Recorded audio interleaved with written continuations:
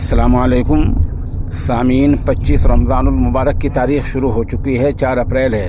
ख़बर का उन्वान है कानपुर के मेंबर असम्बली इरफान सोलंकी को भी अपने इनकाउंटर का खौफ और डर पैदा हो गया है। वो फ़िलहाल जेल में बंद हैं। उनको पेशी पर लाया गया था। उस वक्त की एक वीडियो मौजूद है, उनका बयान हम पेश कर रहे हैं। वो वीडियो में खुद क्या कह रहे हैं वो आप सुने। साहब से कि हम न्यायपालिका की उसमें आए हैं पेशी में या पुलिस की पेशी में आए, पूछना जरूर और चलाना। क्या मुझे जज साहब के सामने ना पेश के बाद क्यों ले गए थे? क्या एनकाउंटर करना था? क्या कारण क्या है? पूछना, हमें क्या मालूम कहाँ ले गए? कहीं अटैक तो नहीं? कहाँ लेके गए थे? कहाँ? मुझे भी तो अटैक नहीं आ रहा था। ये पूछना जरूर और चलाना। मैं रात में बैरिक में वाली बात क्यों बोल रहे हैं? पुलिस लाइन क्यों ले गए थे? पुलिस लाइन ले जाने की क्या वजह है? फिर हम तो न्यायपालिका में आए हैं, हम तो पुलिस कस्टडी में नहीं है। जी जी, हम न्यायपालिका में। ये मुझे लगा एनकाउंटर करने ले गए थे। अरे तो क्यों ले गए थे पुलिस लाइन?